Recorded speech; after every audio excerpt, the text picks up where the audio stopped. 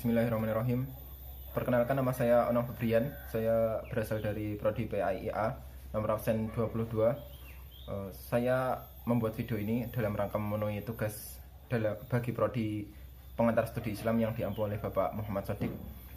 Sebelum kita memulai materi, alangkah baiknya kita melakukan tawasul kepada Nabi Muhammad SAW, ila hadratin Nabil Mustafa sallallahu alaihi wasallam wa alihi wa azwajihi wa auladihi wa dzurriyyatihi. Lahumul Fatihah.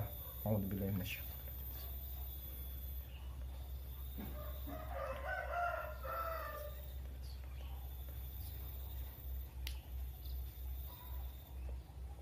Suma ila hadrati ikhwanihi minal anbiya'i wal mursalin wal awliya'i wasyuhada'i was sahabati wat tabi'ina wal ulama'il amilina wal musannifina al mukhlasin wa jami'il malaikatil muqarrabin, khususan Syekh Abdul Qadir Al-Jailani. Lahumul Fatihah. Ya kan.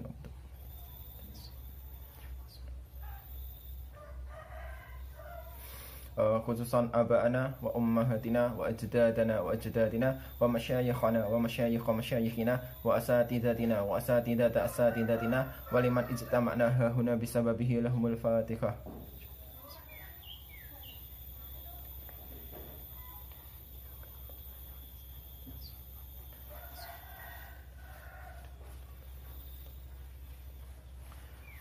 Baiklah, tema kita pada hari ini adalah tentang sumber ajaran Islam. Seperti yang diketahui oleh khalayak luas bahwa Islam adalah agama yang konkret, yang menjelaskan segala bentuk sesuatu perbuatan manusia, baik yang kecil maupun yang besar, baik dari memakai sandal atau sesuatu yang berhubungan dengan keimanan. Pertama-tama, apa saja sumber dari ajaran Islam? Sesuai dari pemakalah yang telah hadir beberapa minggu yang lalu, bahwasanya sumber ajaran Islam itu ada 5. Yang pertama adalah Al-Quran sebagai kitab samawi atau kitab yang diturunkan langsung oleh Allah Subhanahu wa Ta'ala. Yang kedua adalah hadis yang berupa ucapan atau perbuatan atau persetujuan atau cita-cita dari Rasulullah SAW, di mana hadis ini menjelaskan sesuatu yang furu', di mana Al-Quran sebagai sumber global dan hadis sebagai penjelas sesuatu yang furu'. Lalu yang ketiga adalah ijma', di mana ijma' ini lebih banyak berperan dalam hal munculnya hukum-hukum baru. Sebagai contoh, narkoba atau kata atau sesuatu yang lain yang dulu belum ada, sekarang baru ada, ditemukan dan harus dihukumi, maka disinilah ijma' berperan. Begitupun dengan yang keempat adalah qiyas. Yang qiyas seperti yang setelah saya katakan tadi, bahwasanya munculnya hukum baru itu harus diperumpamakan dengan apa yang ada di masa lalu. Kan tidak mungkin sesuatu dihukumi tanpa ada dasar yang jelas. Yang pertama, sebagai contoh mungkin narkoba itu untuk sekarang itu dikiaskan kepada khamr, atau minuman yang memabukkan, karena zaman dahulu kan tidak ada narkoba, tidak ada ganja. Makanya kalau sekarang langsung dihukumi narkoba terus tidak ada hukumnya, bagaimana manusia bisa menetapkan hukum bagi narkoba? Yang kelima adalah ijtihad. Ijtihad adalah pendapat perseorangan, di mana tidak setiap orang dapat melakukan ijtihad. Ijtihad ini hanya boleh dilakukan oleh seorang mujtahid kecuali dalam keadaan darurat. Setiap orang bisa melakukan ijtihad jika itu darurat dan dilakukan dengan sungguh-sungguh sesuai dengan ilmunya. Syarat-syarat menjadi mujtahid sendiri tidaklah mudah. Tidak setiap orang bisa menjadi mujtahid. Dia harus memiliki wawasan yang luas dalam bidang agama, dalam fikih, dalam nahwu sharaf, dan ilmu balaghah, dan banyak yang lain sebagainya. Masuk yang pertama adalah Al-Quran. Sejauh yang kita tahu bahwa kitab samawi yang kita sebagai umat Islam percaya itu ada 3, ada 4, yaitu kitab Taurat bagi Nabi Musa, kitab Zabur bagi Nabi Daud, kitab Injil bagi Nabi Isa, dan yang terakhir adalah kitab Al-Quran bagi Nabi Muhammad SAW. Di Al-Quran sendiri telah banyak disebutkan hukum-hukum yang tersirat maupun yang tersurat. Sesuatu yang tersirat ini disebut sebagai ayat mutasyabih atau mutasyabihat. Terus yang kedua adalah ayat-ayat yang telah jelas atau muhkam, atau disebut juga muhkamat. Dalilnya ada dalam surat Ali Imran Walladzi anzala 'alaikal kitaba minhu ayatum muhkamatun hunna ummul kitabi wa ukhra mutasyabihat. Telah diturunkan kepadamu, yang intinya adalah telah diturunkan kepadamu Al-Qur'an yang di dalamnya terdapat ayat-ayat muhkam dan ayat-ayat mutasyabihat. Ayat muhkam ini bisa diterima secara langsung tanpa harus adanya takwil atau tafwid. Sedangkan ayat mutasyabihat ini terjadi dua perbedaan pendapat. Kita sebagai Nahdlatul Ulama itu lebih mengambil pendapat yang ditakwil atau diarahkan artinya ke sesuatu yang pantas dengannya, sebanding dengannya. Contoh seperti Ar-Rahmanu 'alal 'arsy istawa, ke Ar-Rahman, dia yang Maha Penyayang, di atas arsy beristawa. Maka di sana istawa ini ditakwil menjadi menguasai, artinya menguasai arsy. Sedangkan untuk kalangan Muhammadiyah itu biasanya menggunakan metodologi tafwid atau menyerahkan artinya kepada Allah. Seperti yang saya sebutkan tadi, bahwasanya sumber ajaran Islam yang pertama adalah Al-Quran, di mana yang dipakai adalah ayat muhkam. Contoh ayat muhkam sendiri ada dalam surat Al-Baqarah, wa aqimus salata wa atuz zakata warka'u ma'ar-raki'in. Dan dirikanlah salat dan tunaikanlah zakat dan rukuklah bersama orang-orang yang rukuk. Di sini kan kita sebagai hamba, sebagai objek yang dituju oleh Al-Quran, dapat menangkap secara sharih bahwasanya kita diperintahkan dengan yakin untuk mendirikan sholat, untuk menunaikan zakat, dan warka'u ma'ar-raki'in, dan sholat bersama orang-orang yang sholat, tanpa ada keraguan di dalamnya. Maksudnya ketiga perintah ini tuh tidak perlu dipertanyakan lagi. Kita bisa menerimanya dengan keyakinan dalam hati. Contoh yang kedua adalah inna maharrama 'alaikumul maitatu waddamu walahmul khinziri wa ma uhilla bihi li ghairillah. Dan sungguh diharamkan bagimu, yang pertama adalah bangkai, yang kedua adalah darah, dan yang ketiga adalah daging babi. Kita kan sebagai muslim bisa menerima ayat ini. Kalau ditanya kenapa ketiga hal ini kok diharamkan, kita sebagai muslim itu menjawabnya begini: karena itu yang Allah perintahkan kepada kita, bukan karena banyak penyakit lah, bukan kalau kita ingin menjawab karena banyak penyakit, karena banyak mengandung kemudaratan, itu masuknya ke hikmah, bukan ke tujuan diharamkannya tiga hal tersebut. Untuk sumber ajaran yang kedua adalah hadis. Apa itu hadis?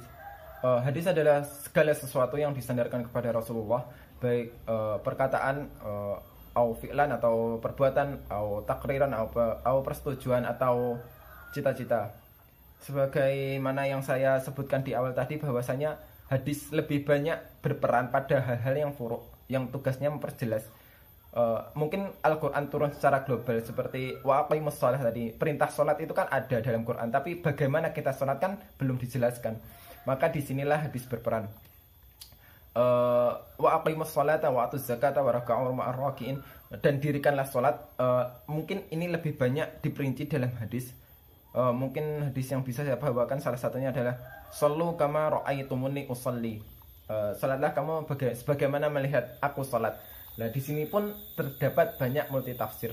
Kita sebagai NU mungkin ya salatnya orang NU sebagaimana di musala-musala kita kan sudah tahu. Nah, tapi ada beberapa orang yang melihat hadis tersebut itu muncul perbedaan pendapat. Paradigma mereka berbeda. Contohlah muncul Muhammadiyah yang sedikit berbeda dengan kita. Mungkin mereka hanya berbeda dalam istimbaktul hukmi, tapi tidak berbeda dalam dasarnya. Mungkin kunut, mereka mengambil kunut nazilah, kita mengambil kunut setiap subuh kan. Mereka dan kita sama-sama memiliki dasar. Jadi disitulah adanya berbeda tapi bersama. Lalu setelah hadis ada ijma'.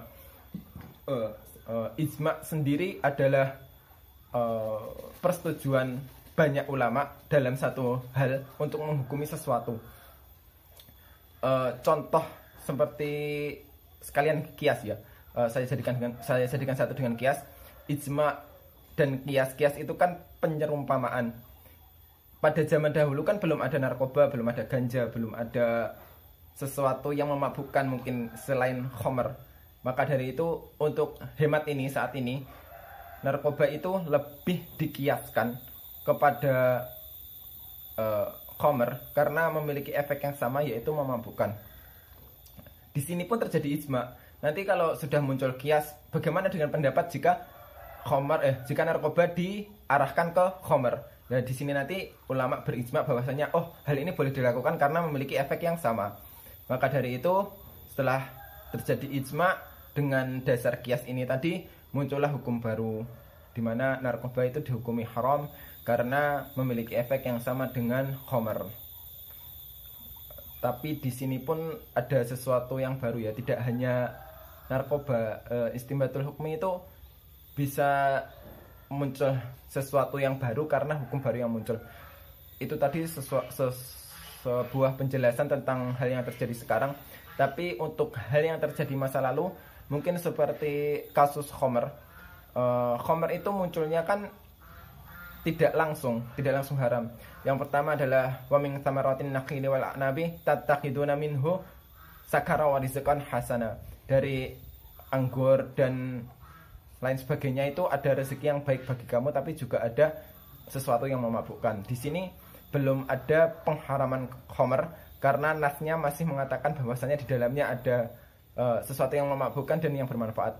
Lalu setelah itu muncul lagi ayat kedua di mana orang-orang muslim bertanya, yas'alunaka 'anil khamri wal maisir qul fihima itsmun kabiru wa manafi'u linnas. Di sini mulai dikatakan bahwa mereka bertanya kepadamu ya Rasulullah tentang khamr dan judi. Rasulullah SAW menjawab bahwasanya di dalamnya terdapat manfaat bagimu dan terdapat dosa bagimu, tapi dosanya lebih besar. Lalu yang ketiga muncul lagi, ya ayyuhalladzina amanu la taqrabus salata wa antum sukara hatta ta'lamu ma taquluna wala junuban illa abiri sabilin hatta taghtasilu. Wahai orang-orang yang beriman, janganlah kamu mendekati sholat ketika kamu masih mabuk, ketika kamu tidak mengetahui apa yang kamu ucapkan sebelum kamu sadar. Ini yang ketiga ini sudah mulai menganggap bahwa khomer itu sesuatu yang banyak mudaratnya, yang lebih baik dijauhi tapi belum sampai taraf haram.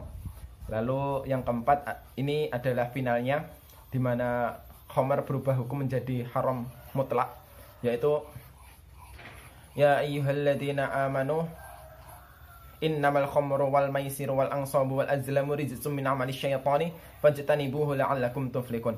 Wahai orang-orang yang beriman, jauhilah khamr dan beberapa yang saya sebutkan tadi, karena di dalamnya itu adalah langkah-langkah syaitan yang harus kita jauhi. Lalu yang terakhir adalah tentang ijtihad. Ijtihad adalah suatu proses pengambilan hukum yang harus dilakukan oleh seorang mujtahid, di mana syarat-syarat menjadi mujtahid itu adalah ada banyak. Yang pertama ahli fikih, ahli nahwu sharaf, ahli balaghah, ahli gramatikal Arab, ahli tafsir dan lain sebagainya. Tapi jika dalam keadaan darurat, kita boleh melakukan ijtihad. Ingat darurat, di mana jika salah itu bernilai 1, jika benar itu bernilai 2. Jadi kalau seumpama kita dalam keadaan terpojok, lalu bagaimana ini? Kita harus memunculkan hukum baru tanpa ada channel atau cara kita menuju sesuatu yang lebih paham tentang kita, maka itu boleh kita melakukan ijtihad. Tapi dipakai untuk diri kita sendiri, tentunya bukan untuk orang lain. Dengan dasar hukum dan dengan kemampuan yang sungguh-sungguh, tidak hanya pokok berijtihad, tidak, tapi harus sungguh-sungguh dalam melakukannya. Mungkin sekian yang bisa saya sampaikan. Jika ada kurang lebihnya saya mohon maaf. Wabillahi taufiq wal hidayah. Terima kasih atas kehadiran dan perhatiannya. Mohon maaf bila ada salah kata. Wassalamualaikum warahmatullahi wabarakatuh.